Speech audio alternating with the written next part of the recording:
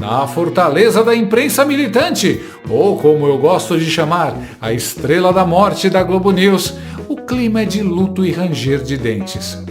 A assistente de palco do Lula e Mia Khalifa do jornalismo, Andréa Saci, aquela que só pula com a perna esquerda, apareceu no ar com a expressão de quem acabou de ver o tiranossauro do Jurassic Park comer metade dos jornalistas da emissora.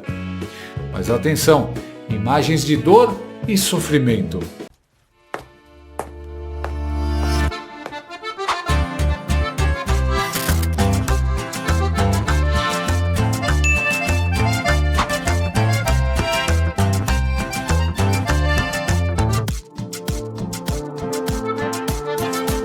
Som na caixa, Bruno.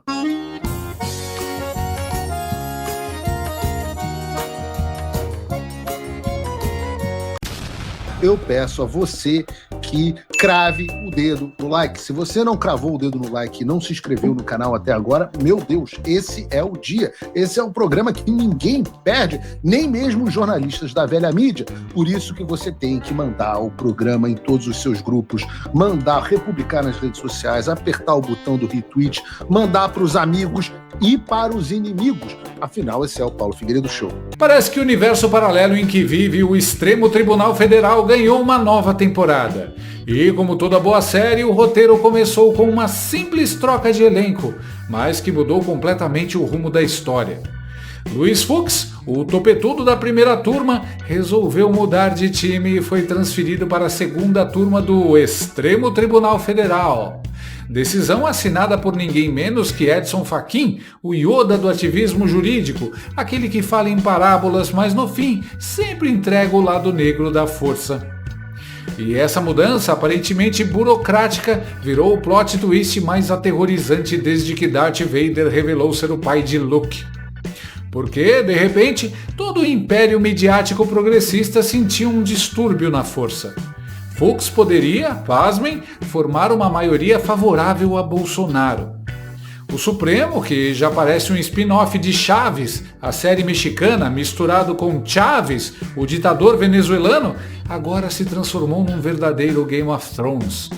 Edson Fachin no trono principal, Xandão como uma Daenerys careca com seu dragão jurídico dominando a primeira turma e Gilmar Mendes sentado na segunda turma, tipo a Cersei com toga e crachá vitalício. Mas eis que surge o Fux, o cavaleiro errante, aquele que, cansado de ser figurante no feudo da censura, decide atravessar o mapa e ir para a segunda turma. Lá ele encontra os dois ministros nomeados por Bolsonaro, André Mendonça e Cássio Nunes Marques. Ou seja, um trio capaz de virar o jogo. Um trio parada dura, versão jurídica de Homem de Ferro, Thor e Capitão América nos Vingadores, que pode finalmente equilibrar um pouco o tabuleiro do Extremo Tribunal Federal. E claro, do outro lado, o vilão Gilmar e seu fiel escudeiro Toffoli, prontos para sabotar o enredo e dizer que tudo é pela democracia, mas acabam sempre perdendo por 3-2. E é aí que a série muda de gênero, sai do drama jurídico e vira comédia pastelão, porque bastou Fux dar o primeiro passo para fora da primeira turma que os militantes de redação por todo o Brasil entraram em pânico coletivo. Na fortaleza da imprensa militante, ou como eu gosto de chamar, a estrela da morte da Globo News, o clima é de luto e ranger de dentes. A assistente de palco do Lula e Mia Khalifa do jornalismo, Andréa Saci, aquela que só pula com a perna esquerda, apareceu no ar com a expressão de quem acabou de ver o tiranossauro do Jurassic Park comer metade dos jornalistas da emissora.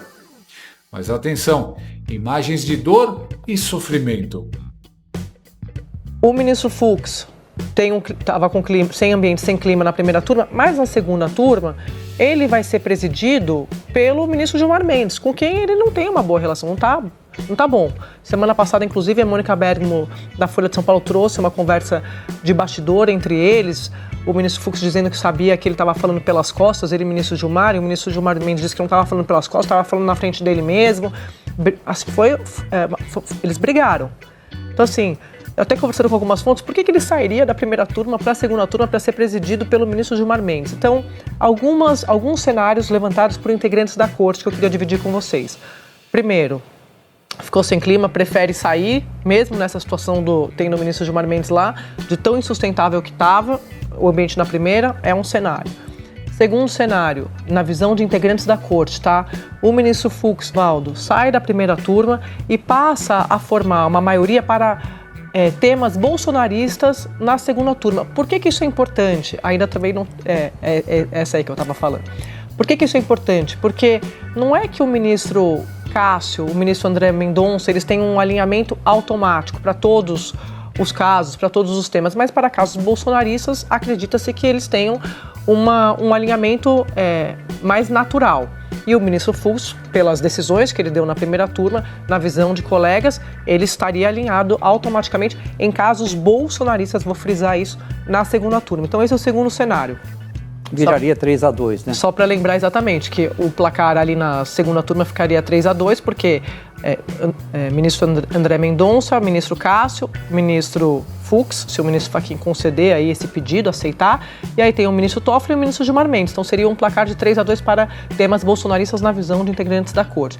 E o terceiro motivo que me chamou a atenção, que essa apuração é mais complexa que a gente debatia aqui, que é o seguinte: conversando com fontes do Supremo, eles me disseram, tem também a possibilidade, porque estavam me explicando assim, o ministro que sai da primeira para outra turma, de uma turma para outra, leva na bagagem, leva uma malinha com seus casos. Se ele quiser, ele pode levar tudo.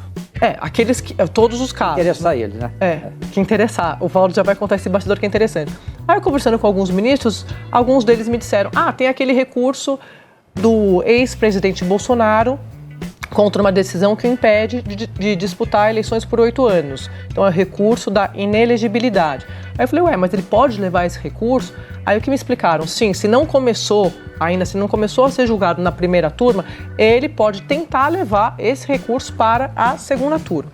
Aí conversei com mais 2, 3 ministros que me disseram isso. Depois que eu publiquei essa informação, algumas fontes do Supremo me procuraram para dizer que, olha, técnicos aqui estão dizendo que ele não pode levar, porque já teria começado a ser julgado na primeira turma. Por quê? Aí eu vou ler para vocês aqui.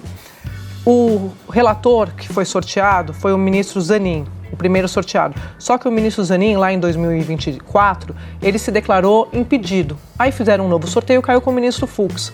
E aí, na visão dessas fontes que me procuraram, por isso, a primeira turma já seria preventa, ou seja, esse recurso teria que ser julgado na primeira turma. O ministro Fux, mesmo na segunda turma, teria que ir para a primeira turma julgar esse recurso. Algumas fontes estão me dizendo assim, mas isso não é mérito, não é entrar no mérito. E não é, né? E não é. Só de redistribuição só não é mérito, né? Quando você só pega o Cristiano Zanin, se declara impedido, porque já tinha sido advogado lá atrás em relação a esse processo, né, quando era advogado, foi só uma questão processual e não de mérito. Ainda não se julgou o mérito deste recurso. Né? Então tem um grupo no Supremo que acha, não, olha, como já teve essa redistribuição, já começou a tramitar na primeira turma e por isso não pode sair da primeira turma. Seria, como a Andréa disse, seria preventa a primeira turma. Sim. Tem gente que diz que não, como não começou o mérito, ele pode carregar. E o ministro que sai de uma turma e vai para outra, ele pode levar os seus processos. É uma decisão dele, cabe a ele. Olha, eu quero levar, vou levar. O voto divergente de Fux pesou. Mano, pesou? Pesou pra quem, minha filha? Desde quando um juiz que discorda é um problema? O Xandão agora é o Papa? Infalível? Ele nunca erra? A situação do Fux ficou insustentável. É claro, é insustentável tentar conviver num grupo onde o crime é pensar diferente. O bunker esquerdopata não aceita divergência, só aplauso, censura e cartilha. Ali, um juiz que lê a Constituição é visto como herege e um ministro que muda de turma é tratado como desertor. Na cabeça da militância de redação, o Supremo é tipo um reality show. Quem sai do script é eliminado. Mas o Fux, diferente da média, resolveu fazer o impensável, seguir a lei. Algo que, convenhamos, hoje em dia parece um ato subversivo. E claro, os jornalistas já começaram a refazer os cálculos como se fossem os contadores de votos da Capital City em Jogos Vorazes. Porque a mudança de Fux pode permitir que ele julgue os recursos de Bolsonaro e dos outros condenados na trama do golpe imaginário.